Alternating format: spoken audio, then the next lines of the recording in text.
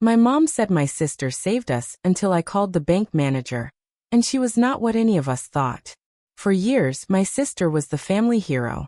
The one who swooped in, paid the bills, and wore the crown like she was born with it on her head. My mother cried real tears at the sound of her name. Grateful tears. The kind a mother saves for the child who she believes held the family together when everything was falling apart.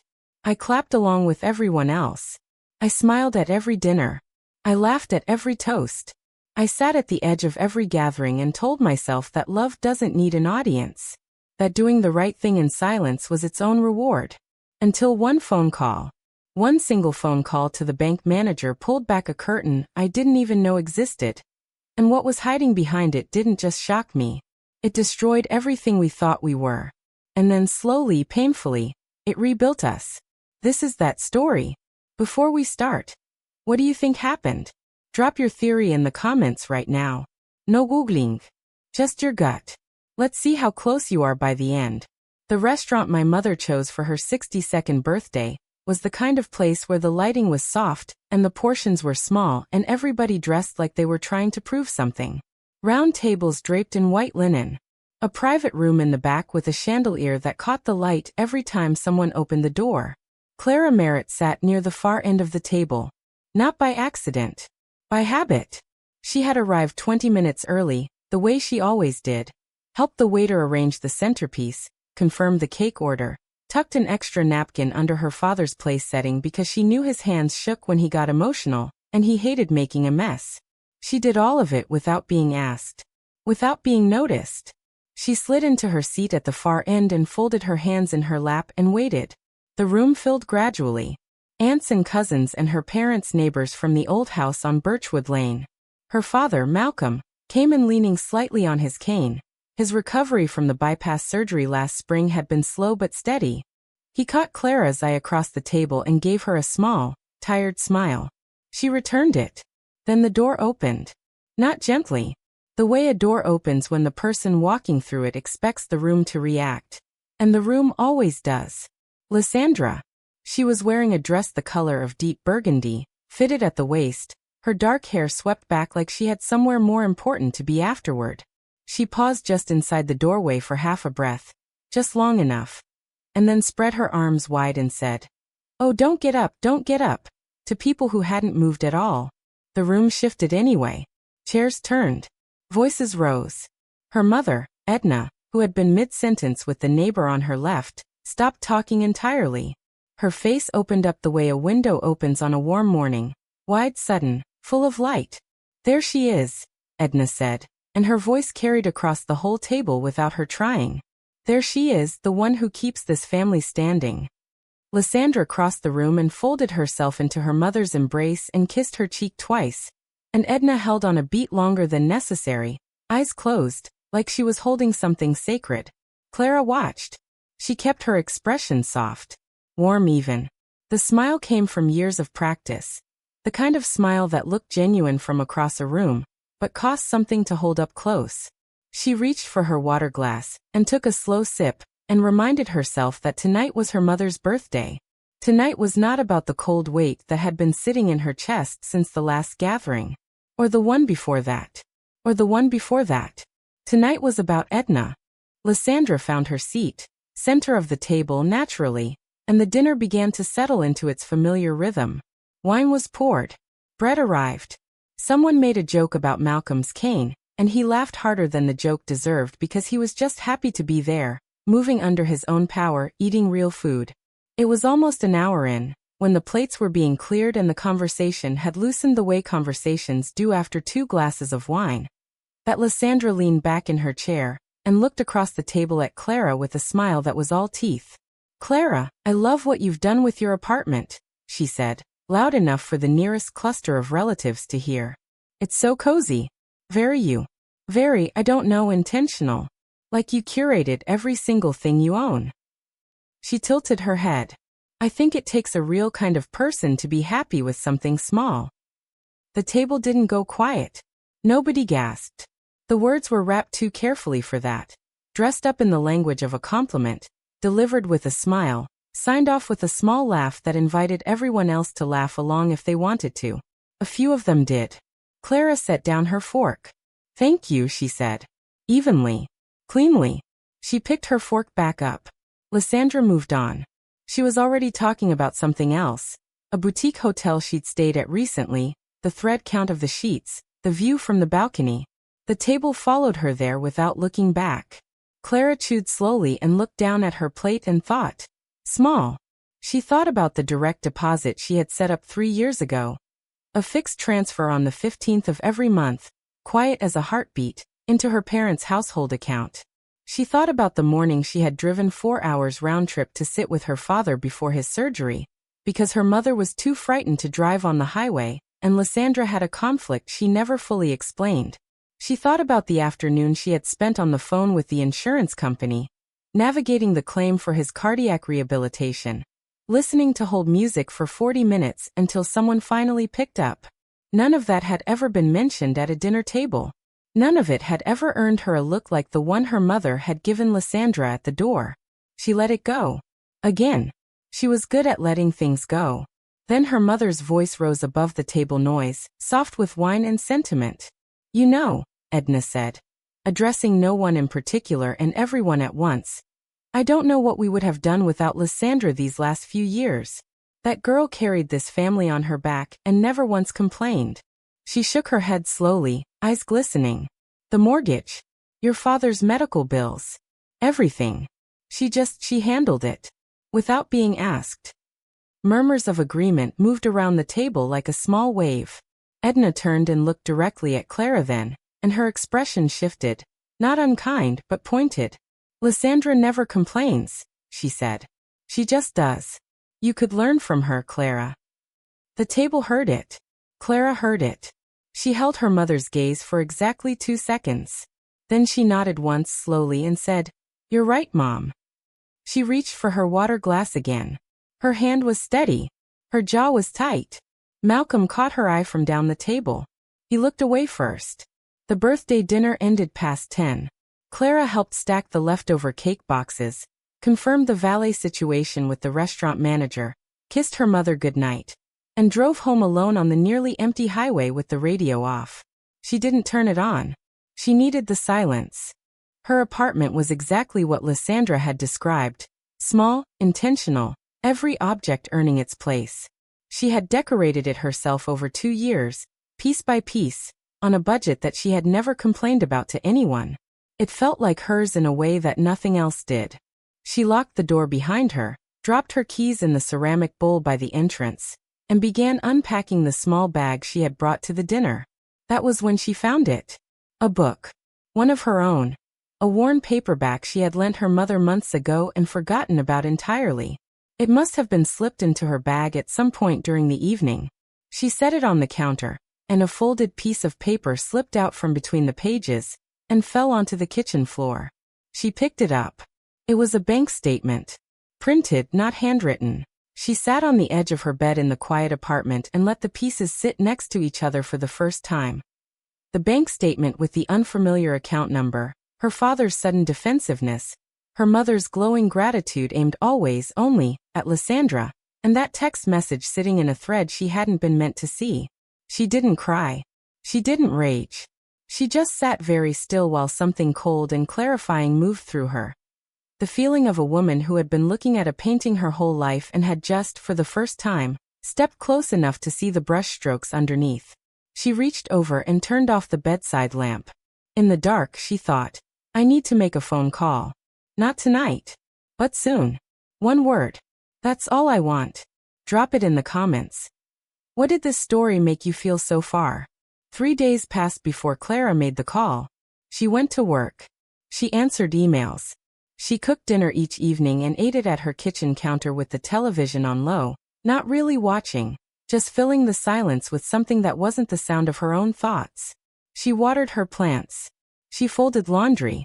She did every ordinary thing a person does when they are trying to decide whether to pull a thread that might unravel everything. On the 4th morning she woke up before her alarm, lay in the gray early light for exactly 4 minutes, and then got up and got dressed. She had made her decision. Not from anger. Anger was loud and careless and she couldn't afford either right now. What she felt was quieter than anger, more precise. It was the feeling of a woman who had spent years being careful with other people's comfort, and had finally decided to be careful with her own truth instead. She drove to Hartwell Community Bank on Prescott Avenue just after 9 in the morning, when the branch was open but not yet busy. She wore a gray blazer over a white blouse, her hair pulled back, her bag on her shoulder. She looked like someone who had an appointment, which she did. She had called ahead the afternoon before and asked specifically for the branch manager. The receptionist led her to a glass-walled office near the back of the floor. The nameplate on the desk read, Tobias Hale, branch manager. He was a man in his mid-50s, neatly dressed, with clothes cropped gray at his temples and the careful, measured manner of someone who had spent decades delivering difficult news to people who weren't prepared for it. He stood when she entered, shook her hand, gestured to the chair across from his desk. Miss Merritt, what can I help you with today? Clara sat down, set her bag on the floor beside her, and folded her hands on the desk. I'd like to review the full transaction history on my family's joint savings account, she said. And I'd also like to cross-reference any linked external accounts, specifically any that have made deposits or transfers into it over the last 3 years. Tobias nodded slowly and turned to his monitor. He typed. He waited. He typed again. The office was quiet enough that Clara could hear the faint hum of the air conditioning, and the distant sound of a teller's window sliding open on the main floor. She kept her hands folded. She kept her breathing even. Tobias leaned slightly toward his screen. His expression changed. It was subtle, just a small tightening around the eyes, a barely perceptible pause before he reached for his mouse again. The kind of shift a person makes when they see something they were not expecting and are not sure how to frame what comes next. He looked up at her. Miss Merritt, he said carefully, before I walk you through this, are you sure you want to see all of this? Clara held his gaze without blinking. Yes, she said. Her voice didn't shake. Tobias turned his monitor slightly, so she could see the screen from across the desk. Then he began at the beginning. He walked her through it line by line, the way a doctor walks a patient through a scan, pointing, explaining, giving her time to absorb each entry before moving to the next. His voice was calm and professional, and he did not editorialize. He simply showed her what the record said. The mortgage shortfall payment. October, 2 years ago. $4,800. Clara watched him trace the transfer back to its source. Back through the routing number. Back to the originating account. Her own savings account. The secondary one. The quiet one. The one she had opened specifically to send money home without making a production of it. She stared at the screen. That transfer, she said slowly, was initiated from my account? Yes, ma'am. I didn't authorize that transfer. Tobias was quiet for a moment.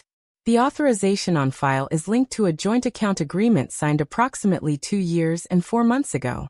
The secondary account was connected as a linked funding source at that time. Clara sat very still. She thought back.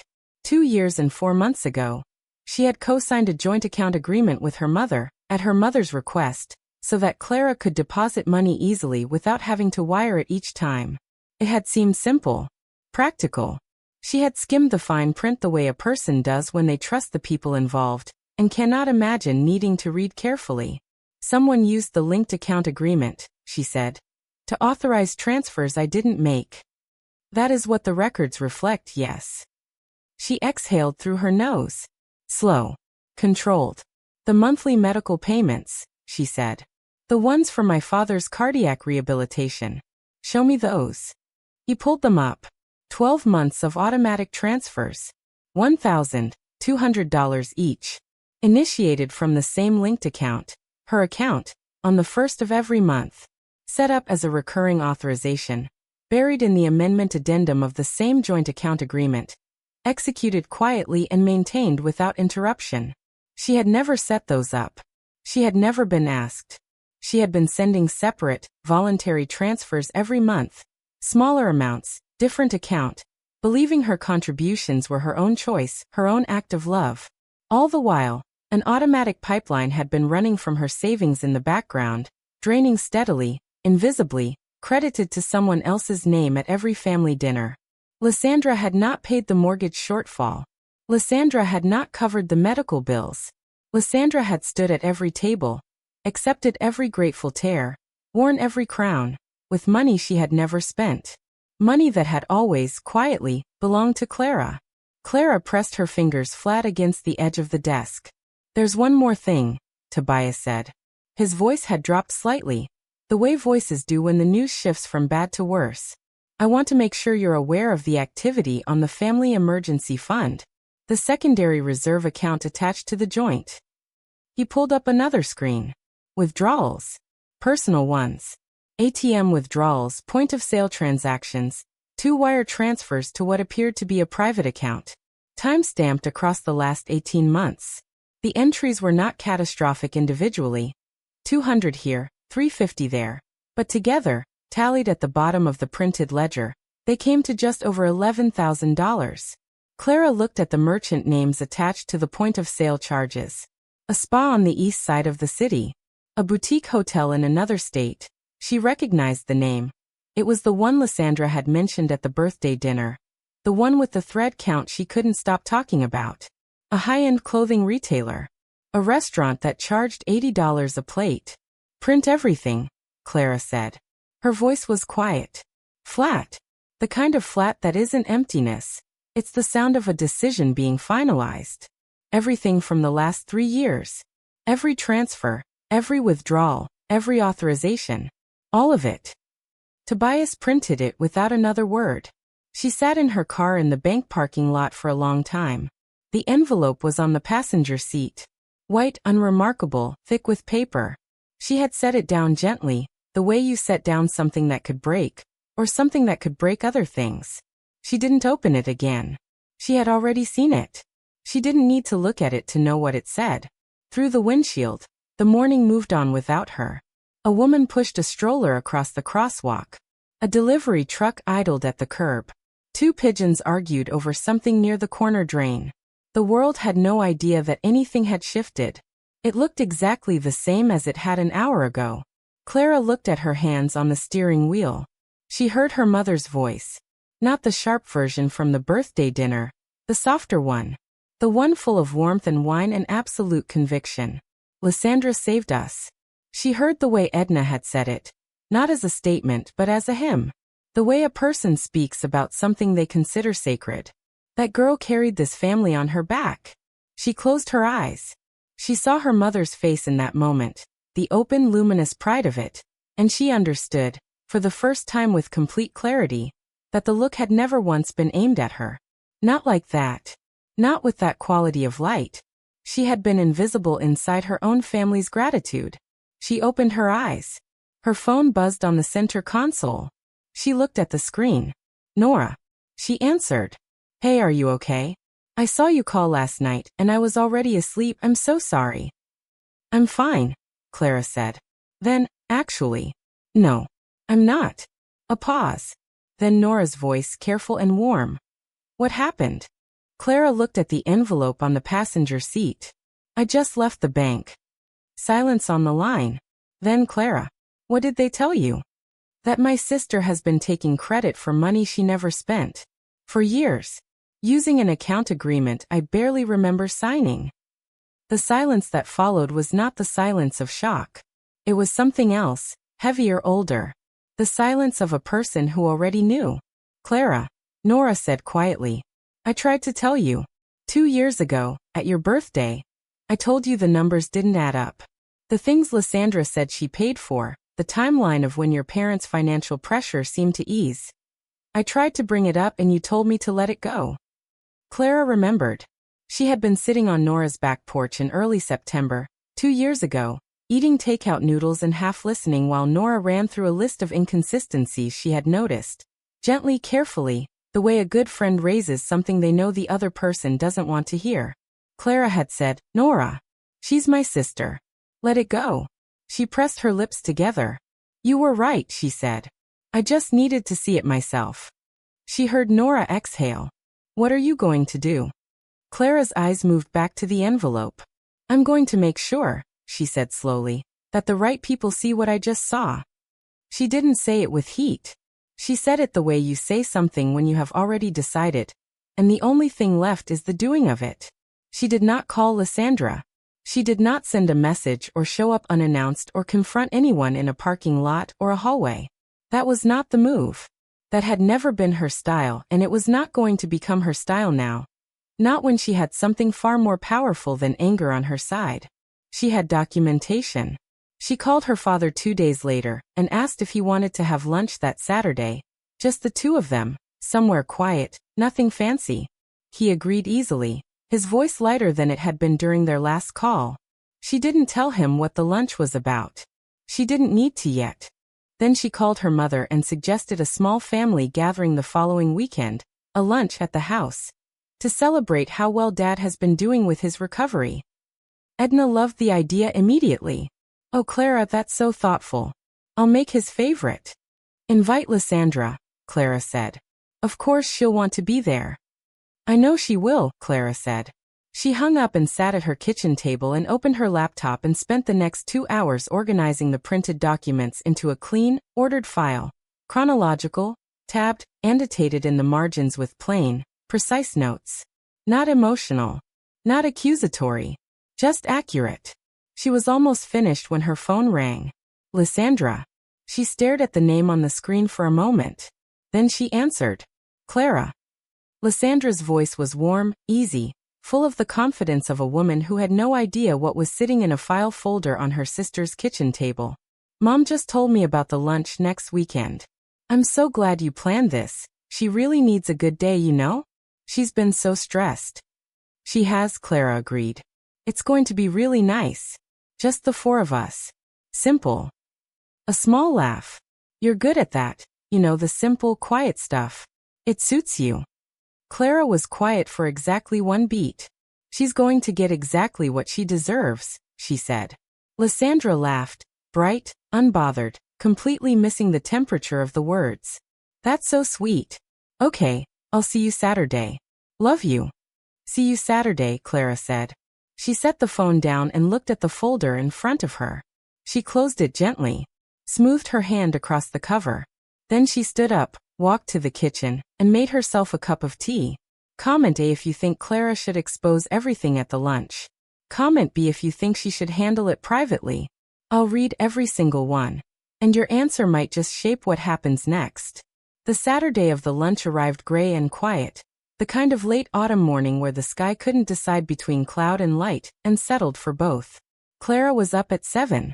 She showered, dressed in a soft navy top and dark trousers.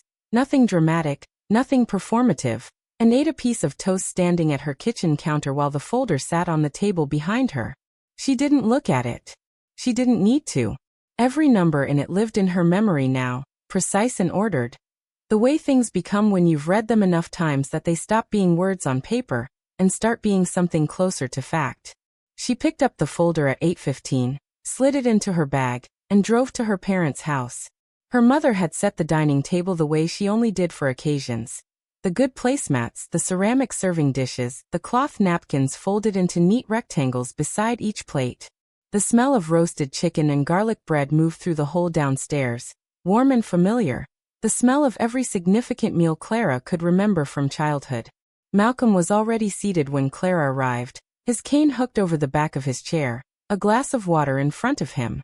He looked better than he had at the birthday dinner, more color in his face, less strain around the eyes. He smiled when he saw her come through the door, and she crossed the room and kissed his cheek and sat in the chair beside him. "You look good, Dad," she said. "I feel good," he said, and she could tell he meant it. Edna moved between the kitchen and the dining room, carrying dishes, adjusting things that didn't need adjusting, filling the room with the soft, continuous motion of a woman who expressed love through logistics. She paused when she passed Clara and touched her shoulder briefly. A small gesture, easy and warm, and Clara held on to it. Then the front door opened. Lysandra came in carrying a bottle of wine and a bouquet of flowers. White tulips, the expensive kind. And she moved through the entrance hallway with the easy authority of someone who considered every room she entered to already belong to her. She set the flowers on the sideboard without being asked, handed the wine to her mother, kissed her father on the top of his head, and dropped into the chair across from Clara with a wide, unguarded smile. "This is so nice," she said, looking around the table. I feel like we haven't done this in forever. Clara organized it, Edna said, coming in from the kitchen with the last dish. I know. Lysandra looked at Clara. Very thoughtful.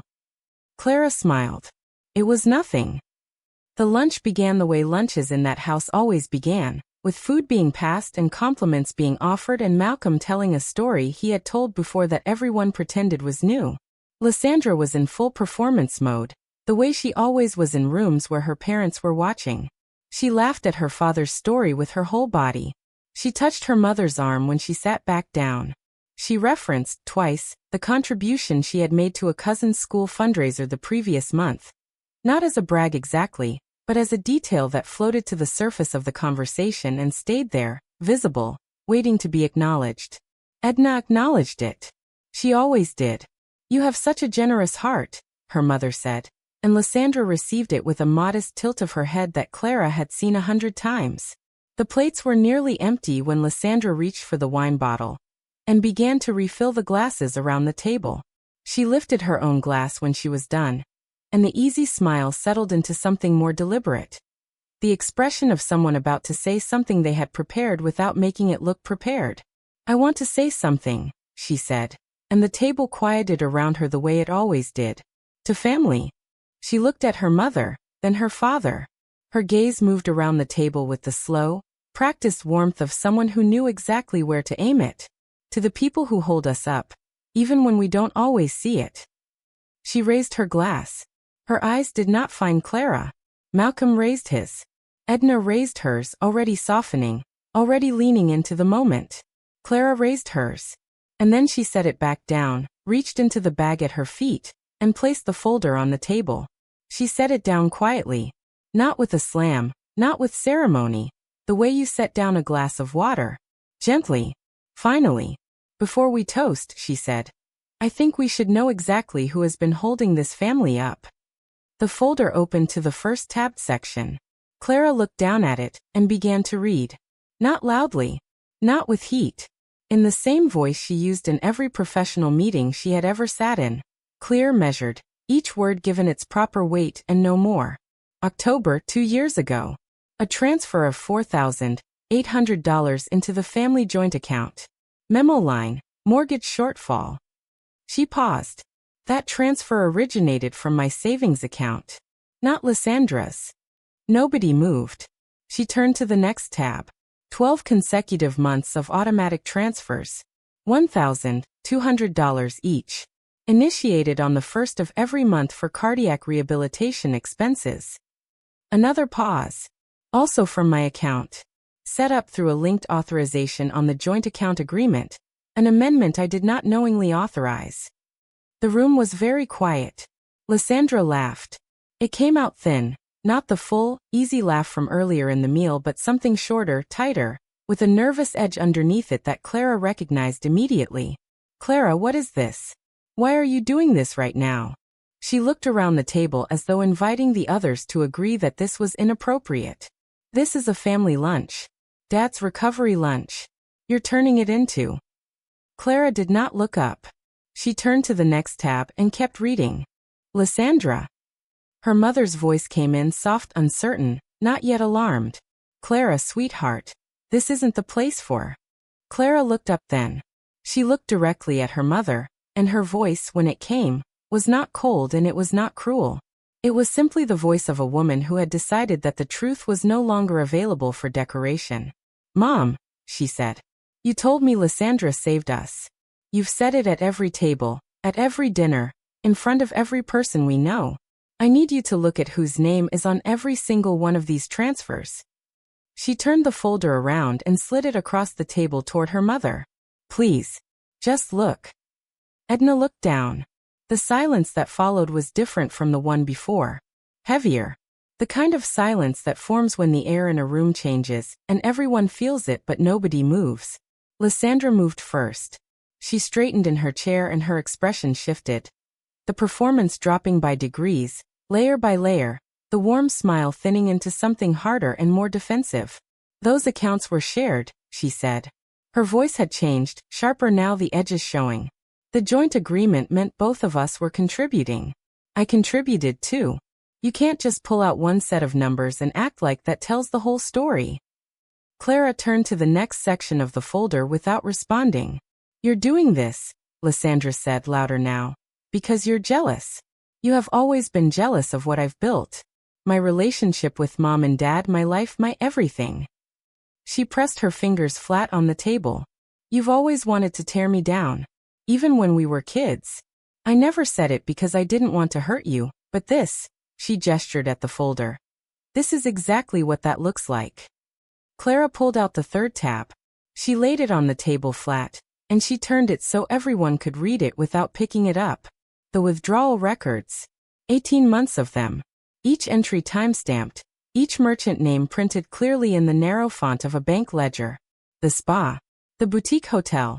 The name of it sitting there in plain black type. The same one Lysandra had described at the birthday dinner with such specific fondness. The clothing retailer. The restaurant.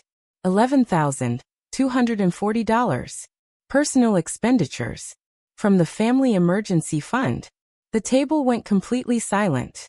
Not the polite silence of before. A different kind. The silence of a room where something has just broken and everyone is looking at the pieces. Malcolm reached out slowly and picked up the withdrawal record.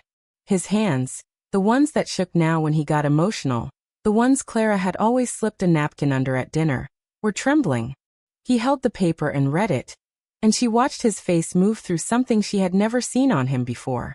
Not anger. Not confusion. Something deeper and quieter. The expression of a man absorbing a reality he had chosen, for a long time, not to look at.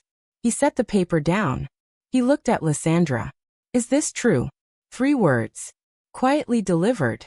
But they landed in the room with the weight of something much larger. Because it was the first time in Clara's memory that her father had ever directed a question at Lysandra that didn't already assume the answer would be acceptable. Lysandra opened her mouth. Closed it. The performance, the easy authority, the borrowed warmth, the practiced modesty, was gone. In its place was something Clara had never seen on her sister's face before. Nothing. No script. No next line. No move prepared for a moment where the evidence was already on the table, and everyone in the room was looking at it. For the first time in her life, Lysandra had nothing to say. Edna had not spoken since Clara slid the folder across the table. She was sitting very still, both hands flat on the tablecloth, her eyes moving slowly over the documents in front of her. Her face was doing something careful and private, the way faces do when a person is working very hard to keep their expression from showing everything happening underneath it. Clara looked at her mother. She had rehearsed nothing. She had prepared the documents and organized the evidence and planned the lunch, and thought through every possible response from Lysandra, but she had not rehearsed this part. This part she had left open, because some things can't be scripted.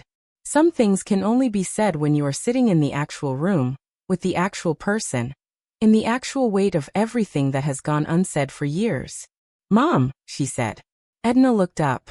I paid for Dad's first surgery. I drove him to the pre-op appointment because you were too frightened to take the highway, and Lysandra had somewhere to be. I set up the transfers for his medication. Every month, on the 1st for a year, without telling anyone because I didn't want it to be a thing. I covered the mortgage shortfall because I saw the notice on the counter when I came to visit, and I didn't want you to lose the house. She paused. Let it sit. I did all of it quietly because I didn't need the credit. I didn't need the toast or the flowers or the look you give her when she walks through the door. Her voice didn't break. She had not planned for it to break, and it didn't. But I will not sit at another table and be invisible while someone else wears a crown they never earned.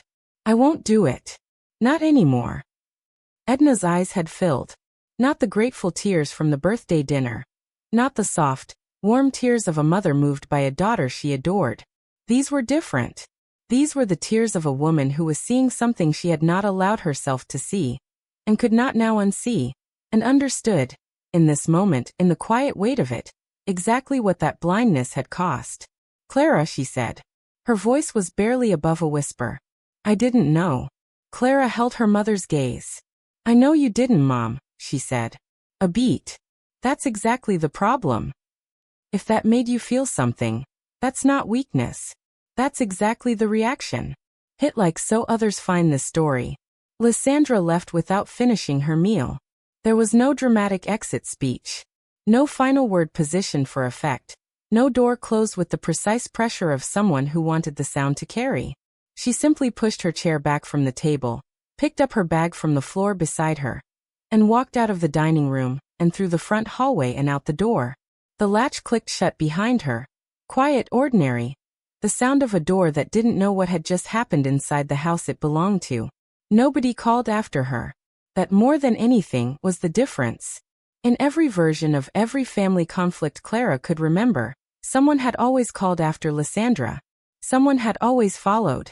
Someone had always smoothed the path behind her, so she never had to feel the friction of her own choices catching up to her. This time the room was still. Edna stood slowly and carried 2 of the serving dishes back to the kitchen without speaking. Clara heard the soft sounds of plates being rinsed, cupboard doors opening and closing. Her mother moving through grief the only way she knew how, with her hands occupied and her back to the room. Malcolm hadn't moved. He was still sitting in his chair at the head of the table, the withdrawal records in front of him, his cane hooked over the back of his chair exactly where it had been when the lunch began. He was looking at the documents the way a person looks at something they are trying to fully understand. Not scanning, not skimming, but reading every line with the slow, effortful attention of someone who knows they owe the words that much. Clara sat beside him. She didn't speak. She waited. After a long moment, Malcolm set the papers down and folded his hands on top of them, and stared at the middle of the table. His jaw was tight. His eyes were dry, but the skin around them looked heavy in a way that had nothing to do with tiredness. "Walk me through it," he said quietly. "From the beginning. All of it." So she did. She took him through every tab, every entry, every date and amount and account number. She was patient and unhurried, and she kept her voice even throughout, the way she had kept it even at the bank with Tobias. Not because she felt nothing, but because the facts were enough. The facts didn't need her emotion to make them true. Malcolm listened without interrupting. He asked 2 questions, both specific, both about account mechanics, both the questions of a man trying to understand the architecture of something rather than avoid it. She answered them directly. When she finished, he was quiet for a long time. 2 years ago, he said finally. When the mortgage shortfall came through, I asked Lysandra how she'd managed it. The amount, the timing. Something felt, I don't know, off. He paused. She had an answer. She always had an answer. And I was tired and I was sick, and it was easier to believe her than to keep asking. His voice dropped. "Les choses easier." He said it without self-pity.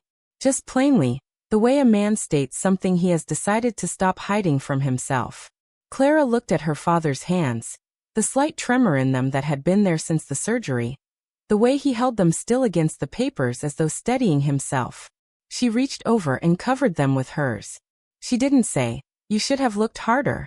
She didn't say, "I needed you to ask those questions." She didn't say any of the things that were true, but would only have given his guilt somewhere to perform itself. She just held his hands and let him sit with what he knew. Outside, the gray morning had finally resolved itself into thin afternoon light. It came through the dining room window in a long, pale rectangle across the tablecloth, crossing the folder and the documents and her father's folded hands and her own. All of it held in the same quiet light. They sat like that for a while. She was home by 4. She made tea, changed into softer clothes, sat on her couch with her feet tucked under her, and a book open in her lap that she wasn't reading. The folder was still in her bag by the door. She hadn't decided yet what to do with it, whether to file it, or shred it, or simply set it somewhere out of sight. It had served its purpose. It had said everything it needed to say. The knock came at 6:30. Soft. Uncertain. Not the knock of someone who expected to be welcomed, but the knock of someone who hoped to be. Clara opened the door. Her mother stood in the hallway in her everyday coat. Not dressed up, not prepared. Nothing arranged about her appearance the way it usually was when Edna went somewhere she wanted to make an impression. Her hair was slightly windblown from the walk from the car. Her hands were clasped in front of her. Her eyes were the eyes of a woman who had spent the last few hours in a room alone with herself, and hadn't found it comfortable. "Can I come in?" Edna said. Clara stepped back from the door. Her mother came in and stood in the middle of the small living room and looked around it. The same room Lysandra had called cozy and small and intentional at the birthday dinner, and said nothing about it. She sat on the couch when Clara gestured toward it, and folded her hands in her lap and looked at her daughter. No performance. No managed emotion. No speech prepared in the car on the way over. Just a woman sitting in her daughter's living room with nowhere left to hide. "I've been trying to figure out what to say since you left," Edna said. "I kept starting sentences in my head and then, they weren't right. They were too. They sounded like excuses." She stopped. "I don't want to make excuses." Clara sat in the chair across from her and waited. "I made you invisible," Edna said. Her voice broke on the last word. Cleanly, suddenly, the way something breaks when it has been held under pressure for a long time, and finally the pressure is released. "I made you invisible because you never demanded to be seen. You never made noise. You never needed anything from me, or I told myself you didn't because you never asked, and it was easier to give my attention to the one who was always asking." The tears came then, not delicate, not managed, but full and exhausted and real. "And that was wrong. What I did, what I allowed, that was wrong. You were right there, Clara. Every single time. And I looked past you." Clara didn't move for a moment. Then she got up from the chair, and crossed the small room, and sat beside her mother on the couch, and put her arms around her. Edna leaned in and wept. The kind of weeping that has nothing graceful about it, that doesn't care how it looks, that has simply been waiting too long to be careful anymore. Clara held her and rested her chin against her mother's hair, and stared at the middle distance of her own living room. The room she had built piece by careful piece on a budget she'd never complained about, and felt something shift inside her chest. Not the cold weight from the birthday dinner. Something else. Something that had more air in it. This was not what revenge felt like. She had not come to that lunch table to destroy her sister. She had come to stop disappearing. Those were not the same thing. And sitting in the quiet of her apartment with her mother's head against her shoulder, she understood the difference completely. What she felt now was not victory. It was recognition. And it turned out that was the thing she had needed all along. The weeks that followed were not simple, or clean the way resolutions sometimes are in the telling. Life rarely wraps itself in a single afternoon. But they were, in their way, honest. And after everything, that felt like enough. Clara called her bank the Monday after the lunch, and began the process of closing the joint account, and severing all linked authorizations. The woman on the phone walked her through each step with professional efficiency, and Clara answered every question clearly and felt, with each one, something tightening back into alignment. The sense of a person reclaiming the geography of her own financial life. She restructured the contributions she made to her parents' household into direct, transparent transfers. Her name on every one, amount she chose, on her own schedule. Her father called to thank her the first time one came through, and she told him it wasn't necessary, but she was glad he knew.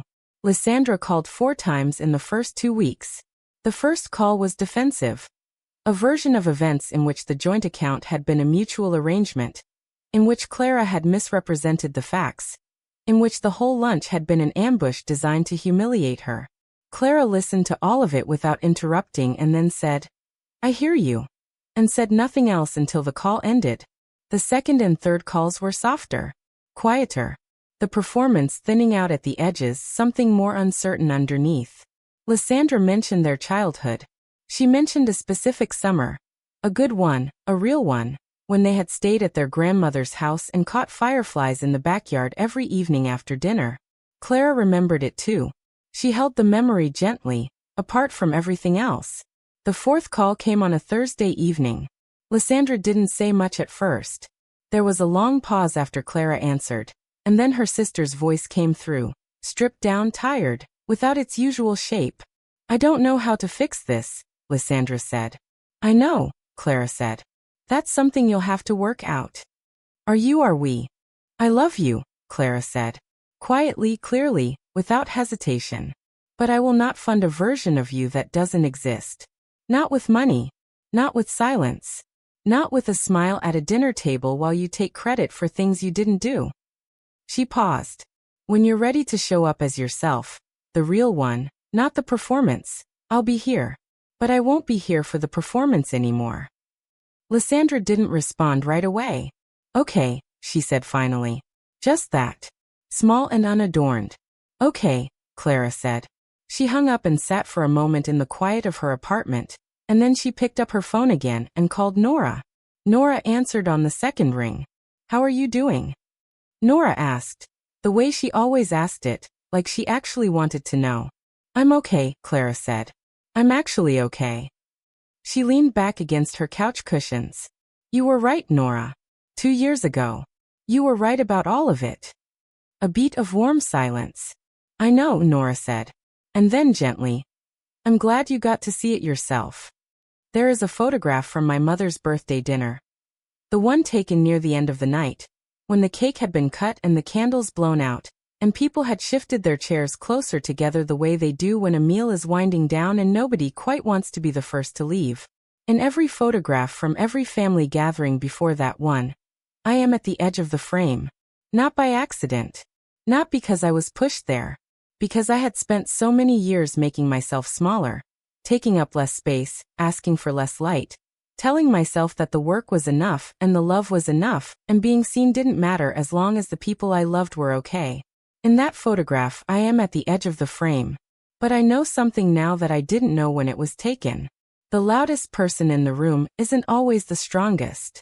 Sometimes the strongest person is the one who kept showing up quietly, who kept giving without a trophy, kept loving without conditions, kept doing the work long after anyone stopped watching. Sometimes the strongest person is the one who waited until they had every single document in order, and then sat down at the table, and simply told the truth. I don't need to be at the center of every photograph. I never did. But I will no longer stand at the edge of my own story and applaud someone else for living it. That part is over. If someone in your life has taken credit for your sacrifices, you don't have to stay silent. Share the story with them. Or just save it for yourself. Either way, you were seen here today. Subscribe if you want more stories like this. The next one is already waiting.